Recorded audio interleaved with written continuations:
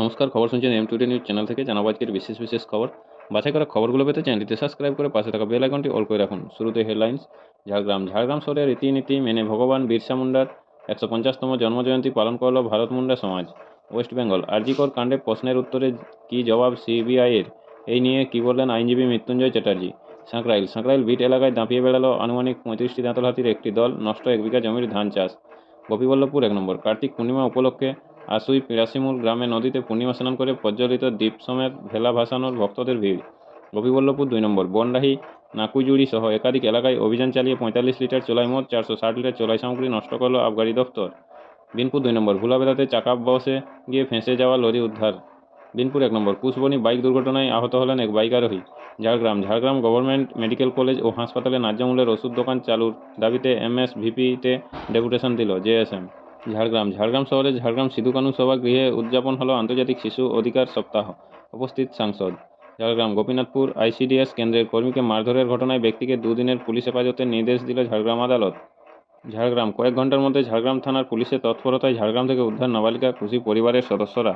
শালিমার স্টেশনে দুষ্কৃতী দৌরাত্ম্য, এক ব্যবসায়ীকে মারধরের অভিযোগ। আমেরিকা স্বাস্থ্য দপ্তরের সচিবের পদে রবার্ট এফ কেনেডি জুনিয়রকে নিযুক্ত করছেন ডোনাল্ড ট্রাম্প। কার্তিক পূর্ণিমা উপলক্ষে উত্তরপ্রদেশের বারাণসীতে গঙ্গায় পুণ্যস্নান করছেন অসংখ্য পুণ্যার্থী। উত্তরাখণ্ডের ঋষিকেশে গঙ্গা আরতি করলেন প্রাক্তন ক্রিকেটার সচিন তেন্ডুলকরের স্ত্রী অঞ্জলি ও মেয়ে সারা তেন্ডুলকর। মুম্বাইতে ধোঁয়াশা, বাতাসের গুণগত মান খারাপ। দিল্লির কালিনীকুঞ্জ এলাকায় যমুনা নদীতে ভাসছে বিষাক্ত ফেনা। ঝাড়খণ্ডের দেওঘরে বাবা বৈদ্যনাথ ধামে পুজো দিলেন বিজেপি সাংসদ অনুরাগ ঠাকুর। দিল্লির কর্তব্য পথ এলাকায় ধোঁয়াশা, বাতাসের গুণগত মান বিপজ্জনক। বিরসা মুন্ডার জন্মবার্ষিকীতে সংসদে শ্রদ্ধাজ্ঞাপন রাষ্ট্রপতি দ্রৌপদী মুর্মু, উপরাষ্ট্রপতি জগদীপ ধনকার, লোকসভার স্পিকার ওম বিড়লার। গুরু নানক জন্মজয়ন্তীতে ভোপালে একটি গুরুদ্বারে প্রার্থনা করলেন মধ্যপ্রদেশের মুখ্যমন্ত্রী মোহন যাদব। চ্যাম্পিয়ন্স ট্রফি পৌঁছল পাকিস্তানে। 2026 বিশ্বকাপের বাছাই পর্ব। বলিভিয়াকে 4-0 গোলে হারালো ইকুয়েডর। 2026 বিশ্বকাপের বাছাই পর্ব আর্জেন্টিনাকে 2-1 গোলে হারালো প্যারাগুয়ে। 2026 বিশ্বকাপের বাছাই পর্ব ব্রাজিল ও ভেনেজুয়েলার ম্যাচ ড্র, স্কোর 1-1। ইরানের রাষ্ট্রসংঘের দূতের সঙ্গে নিউ ইয়র্কে বৈঠক করলেন এক্স কর্তা এলন মাস্ক, দাবি সূত্রের। কোচবিহারের ফালাকাটা জাতীয় সড়কের গুমানিহাটে পথ অবরোধ কর্মসূচি রয়েছে কামতাপুরী সংগ্রামী সমাজের, পরিস্থিতি নিয়ন্ত্রণে মোতায়েন পুলিশ। ময়দানে রাজ্য পরিবহন নিগমের তাঁবুর পাশে ফুটপাতে এক ভবঘুরের মৃতদেহ উদ্ধার করল পুলিশ। মুর্শিদাবাদ থেকে গ্রেপ্তার বীজপুর হালিশহর গ্যাংয়ের 3 দুষ্কৃতী। শিয়ালদহ বনগাঁ শাখায় ট্রেন চলাচল ব্যাহত। ক্যাব কেলেঙ্কারি কাণ্ড, মালদহ থেকে গ্রেপ্তার আরও এক যুবক। গুরু নানক জন্মজয়ন্তীতে পাঞ্জাবের অমৃতসরে স্বর্ণ মন্দিরে প্রার্থনার জন্য যাচ্ছেন পুণ্যার্থীরা। বিরসা মুন্ডার জন্মবার্ষিকীতে দিল্লিতে তার মূর্তি উন্মোচন করলেন কেন্দ্রীয় স্বরাষ্ট্রমন্ত্রী অমিত শাহ। ইংল্যান্ড সিরিজের পর টেস্ট ক্রিকেট থেকে অবসর নেবেন নিউজিল্যান্ডের বোলার টিম সাউথি।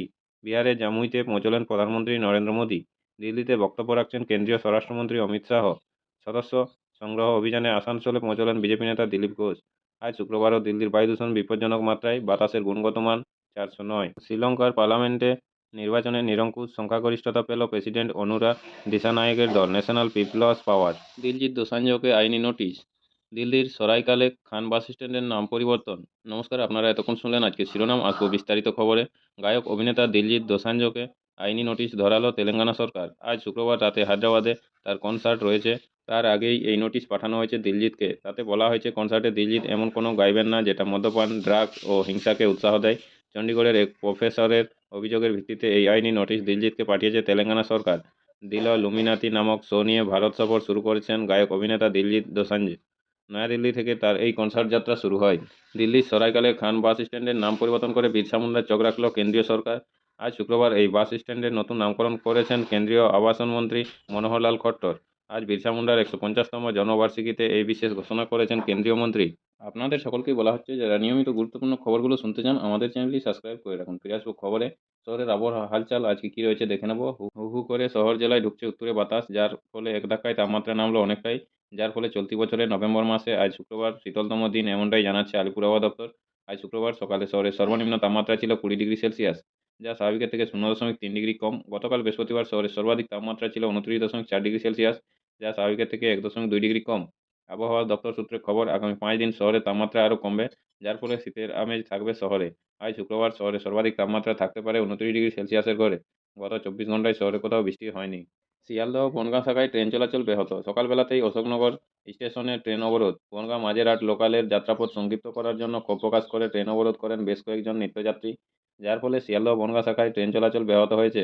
একাধিক স্টেশনে দাঁড়িয়ে পড়েছে লোকাল ট্রেন। কাজের উদ্দেশ্যে বেরিয়ে সমস্যায় পড়েছেন যাত্রীরা। অশোকনগরে অবরোধ তুলতে ব্যাপক লাঠিচার্জ করেছে পুলিশ। চ্যাম্পিয়ন্স ট্রফি পৌঁছল পাকিস্তানে। পাকিস্তানের মাটিতে অনুষ্ঠেয় চ্যাম্পিয়ন্স ট্রফিতে খেলবে না ভারত। নিজেদের অবস্থান আগেই স্পষ্ট করে দিয়েছে বোর্ড। টিম ইন্ডিয়া না থাকা মানে টিআরপি কমাতে বাধ্য।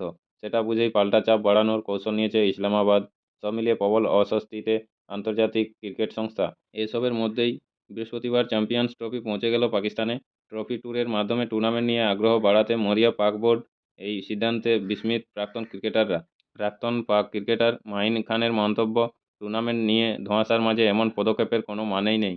সময়টা ভালো যাচ্ছে না পিভি সিন্ধুর। প্যারিস অলিম্পিক্সে ব্যর্থতার রেশ এখনও কাটিয়ে উঠতে পারেনি ভারতীয় শাটলার। বৃহস্পতিবার কুয়ামোটো মাস্টার্সের শেষ 16 থেকে বিদায় নিলেন তিনি।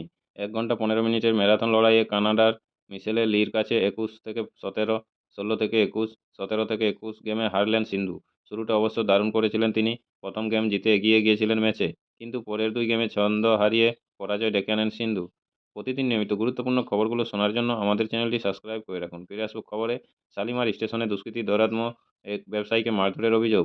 মুম্বাই ফেরার জন্য শালিমার স্টেশনে ট্রেন ধরতে গিয়ে দুষ্কৃতীদের হাতে আক্রান্ত এক ব্যবসায়ী। বৃহস্পতিবার ঘটনাটি ঘটেছে হাওড়ার শালিমার স্টেশনে। পুলিশ সূত্রে খবর, বনি আমিন নামের ওই ব্যবসায়ী থাকেন মুম্বাইতে। কিছুদিন আগে দক্ষিণ চব্বিশ পরগনার কুলপিতে তার গ্রামের বাড়িতে সপরিবারে ঘুরতে এসেছিলেন। এদিন মুম্বাই ফিরে যাওয়ার জন্য শালিমার স্টেশন থেকে জ্ঞানেশ্বরী এক্সপ্রেস ধরার কথা ছিল তার। সেই কারণেই আজ বৃহস্পতিবার রাত 8টা নাগাদ গাড়ি নিয়ে শালিমার রেল স্টেশনের পার্কিং লটের সামনে পৌঁছন বনি আমিন। তার সঙ্গে ছিলেন পরিবারের বাকি সদস্যরাও। অভিযোগ, গাড়ি থেকে জিনিসপত্র নামানোর সময় লাঠি, লোহার রড নিয়ে প্রায় 10 থেকে 15 জন দুষ্কৃতী ওই ব্যবসায়ীর ওপর চড়াও হয়ে অনৈতিকভাবে টাকাও দাবি করে তারা। প্রতিবাদ করায় তখন ওই ব্যবসায়ীর সঙ্গে দুষ্কৃতীদের বচসা শুরু হয়। অভিযোগ, ওই ব্যবসায়ী ও তার এক ছেলেকে বেধড়ক মারধর করে দুষ্কৃতীরা। এমনকি লোহার রড দিয়ে মেরে ওই ব্যবসায়ীর মাথাও ফাটিয়ে দেওয়া হয় বলে অভিযোগ। পাশাপাশি আরও অভিযোগ, ব্যবসায়ীর বড় ছেলের স্মার্টফোন ও টাকার ব্যাগ কেড়ে নিয়েছে ওই দুষ্কৃতীরা। জখম অবস্থায় ব্যবসায়ী বনি আমিনকে দক্ষিণ হাওড়া স্টেট জেনারেল হাসপাতালে নিয়ে যাওয়া হয়, সেখানেই চিকিৎসা হয় তার। সূত্রের খবর, বি গার্ডেন থানায় একটি অভিযোগ দায়ের করেছে ব্যবসায়ীর পরিবারের সদস্যরা। ঘটনায় তদন্ত শুরু করেছে হাওড়া সিটি পুলিশ। মহারাষ্ট্রে অ্যাম্বুলেন্সের অক্সিজেন সিলিন্ডারে বিস্ফোরণ, চালকের তৎপরতায় প্রাণে বাঁচলেন অন্তঃসত্ত্বা।